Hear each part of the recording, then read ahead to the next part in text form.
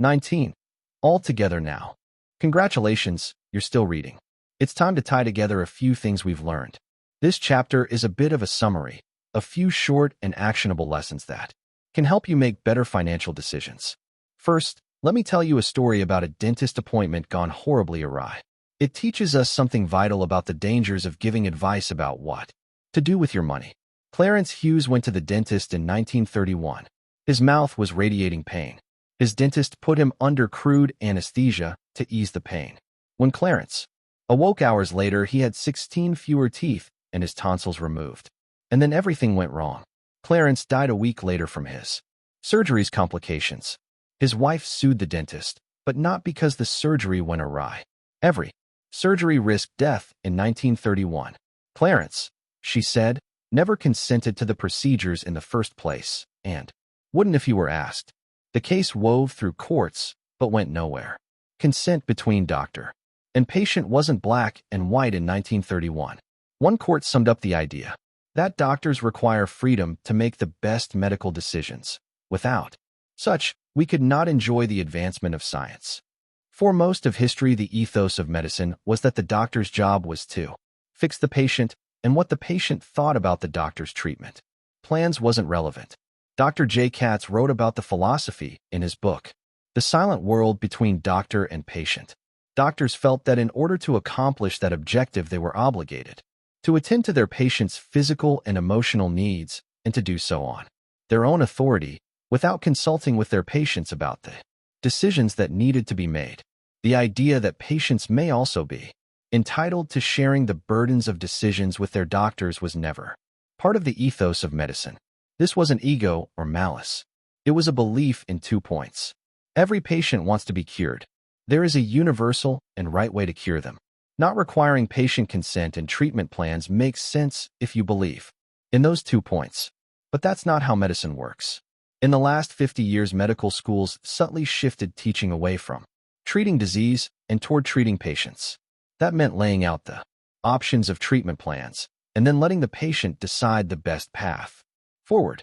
This trend was partly driven by patient protection laws, partly by Katz's influential book, which argued that patients have wildly different views about what's worth it in medicine, so their beliefs have to be taken into consideration. Katz wrote, "It is dangerous nonsense to assert that in the practice of their art and science, physicians can rely on their benevolent intentions, their abilities to judge what is the right thing to do. It is not that easy. Medicine is a complex profession, and the interactions between physicians and patients are also complex." That last line is important. Medicine is a complex profession, and the interactions between physicians and patients are also complex. You know what profession is the same? Financial advice. I can't tell you what to do with your money because I don't know you. I don't know what you want. I don't know when you want it. I don't know why you want it. So I'm not going to tell you what to do with your money. I don't want to treat you like a dentist treated Clarence Hughes. But doctors and dentists aren't useless, obviously. They have knowledge. They know the odds. They know what tends to work, even if patients come to different conclusions about what kind of treatment is right for them. Financial advisors are the same. There are universal truths in money, even if people come to different conclusions about how they want to apply those truths to their own finances. With that caveat in place, let's look at a few short recommendations that can help you make better decisions with your money. Go out of your way to find humility when things are going right, and forgiveness/compassion when they go wrong, because it's never as good or as bad as it looks. The world is big and complex. Luck and risk are both real and hard to identify. Do so when judging both yourself and others. Respect the power of luck and risk, and you'll have a better chance of focusing on things you can actually control. You'll also have a better chance of finding the right role models. Less ego, more wealth. Saving money is the gap between your ego and your income, and wealth is what you don't see. So wealth is created by suppressing what you could buy today in order to have more stuff or more options in the future. No matter how much you earn, you will never build wealth unless you can put a lid on how much fun you can have with your money right now, today. Manage your money in a way that helps you sleep at night. That's different from saying you should aim to earn the highest returns or save a specific percentage of your income.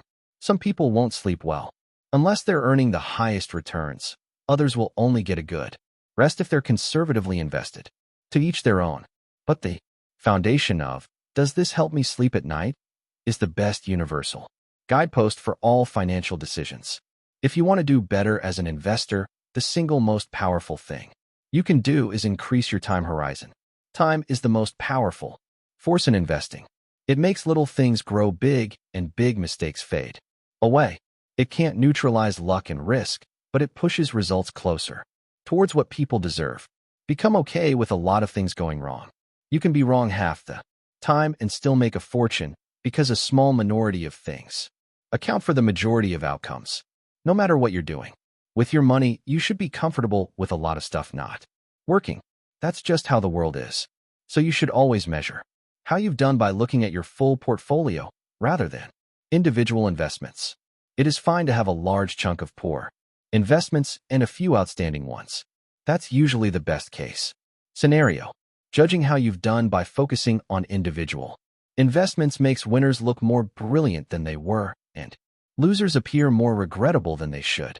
Use money to gain control over your time, because not having control of your time is such a powerful and universal drag on happiness.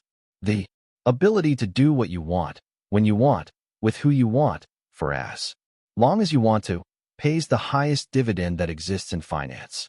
Be nicer and less flashy. No one is impressed with your possessions as much as you are. You might think you want a fancy car or a nice watch, but what you probably want is respect and admiration. And you're more likely to gain those things through kindness and humility than horsepower and chrome. Save. Just save. You don't need a specific reason to save. It's great to save for a car, or a down payment, or a medical emergency. But saving for things that are impossible to predict or define is one of the best reasons to save. Everyone's life is a continuous chain of surprises. Savings that aren't earmarked for anything in particular is a hedge against life's inevitable ability to surprise the hell out of you at the worst possible moment. Define the cost of success and be ready to pay it, because nothing worthwhile is free. And remember that most financial costs don't have visible price tags. Uncertainty, doubt, and regret are common costs in the finance world. They're often worth paying, but you have to view them as fees, a price worth paying to get something nice in exchange, rather than fines, a penalty you should avoid. Worship room for error. A gap between what could happen in the future and what you need to happen in the future in order to do well is what gives you endurance, and endurance is what makes compounding magic over time. Room for error often looks like a conservative hedge, but if it keeps you in the game, it can pay for itself many times over. Avoid the extreme ends of financial decisions. Everyone's goals and desires will change over time, and the more extreme your past decisions were, the more you may regret them as you evolve.